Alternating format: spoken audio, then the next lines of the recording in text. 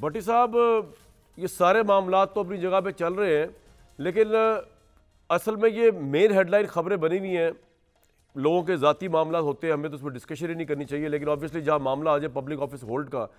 آپ کے نزدیک پریکٹیکلی سپیکنگ یہ کیس کتنا خطرناک ہے؟ دیکھیے بھائی جان، جو آپ نے بات کی نا آئیڈیلزم کی، جو آپ نے بات کی آخری آپ نے پروگرام کا پہلا جو آپ نے پارٹ کو کلوزنگ میں کہا، وہی میرا بھی ہے کہ ایک میرا وزیر اعظم یا میرا وزیر اعظم کا امیدوار یا میرا سیاستدان یا میرا جو بڑا ہے جس کو ہم ایک دنیا فالو کرتی ہے، وہ جھوٹ بول رہا ہو یا وہ کچھ چیز چھپا رہا ہو اور وہ علیحدہ چھوٹی، فار ایگزامپل میرے لیے امپورٹنٹ یہ نہیں ہے مثال کے طور پہ کہ میرے لیے کہ عمران خان توشہ خانہ میں بری ہو جائیں، ہو سکتا ہے بری ہو جائیں، لیکن میں ہمیشہ ان سے سوال کرتا رہوں گا کہ آپ نے مجھے 22 سال سکھایا تھا کہ تحفہ لینا نہیں، تحفہ چھپانا نہیں اور آگے تحفہ بیچے، کیوں ایسا کیا؟ سائفر میں میرے لیے عمران خان سائفر سے نکل جائیں سارا کچھ، لیکن میرے لیے امپورٹنٹ یہ ہے کہ وہ آرمی چیف جو باپ ہوتا ہے وہ میر جعفر میر صادق کیسے بن گیا؟ اگر وہ میر جعفر میر صادق بنا تو پھر اس کے ساتھ آپ ایوان صدر میں ملاقاتیں کیوں کر رہے تھے اس غدار کے ساتھ اور اسے تاحیات ایکسٹینشن کیوں دے رہے تھے؟ بالکل ٹھیک۔ اور پھر اگر امریکہ نے، آپ نے کہا امریکہ، ہم کوئی غلام تھوڑی ہیں، ہم ان کی امریکہ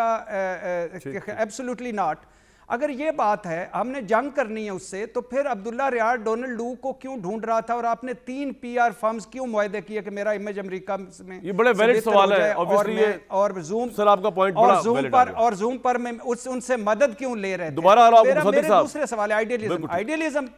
اور آخری بات ہے کہ عمران خان ہمیں مغرب کی مثالیں دیتے تھے کہ مغرب، اور اللہ کا شکر ادا کریں۔ میں یہی بتا رہا تھا، میرے ایک دوست کی ابھی مجھے کال آئی بیچ میں اور وہ مجھے کہہ رہے تھے کہ یار یہ تو پتہ نہیں معاملہ بڑا، میں ایگری کرتا ہوں اس سے، اور ہم نے کبھی ذاتیات میں بات ہی نہیں کی، معاملہ تو بات ہی کچھ اور ہے بھائی، معاملہ سچ اور جھوٹ کو ہو رہا ہے پبلک آفس ہولڈ کرنے کا، اور کوئی معاملہ نہیں ہے۔ صدیق صاحب میں نے سوال چھوڑ کے کیا تھا آپ کے لیے، عمران خان کو ایک چیز کی داد دینی پڑے گی انٹرا پارٹی الیکشن میں، نہ ان کا کوئی شہباز شریف کھڑا ہو رہا ہے، نہ ان کا کوئی اور کھڑا ہو رہا ہے، نہ ان کا کوئی سمدھی کھڑا ہو رہا ہے، یہ سٹیمنا آپ دکھا سکتے ہیں، یہ جرت؟ ان کی 70% پارٹی تو جا چکی ہے، شاید 80% جا چکی ہے، تو کس نے کھڑا ہونا ہے وہاں پر؟ ان کی بہنیں کھڑی ہو سکتی تھی، وہ نہیں کھڑی ہوئی۔ کہ جو پہلے 24 گھنٹے 48 گھنٹے کے اندر جو جوک در جوک لوگ بھاگے ہیں پی ٹی آئی چھوڑ کے، اس سے آپ کو اندازہ نہیں ہوا کہ پارٹی کتنی کھوکھلی ہے اور کسے کھڑا کریں گے؟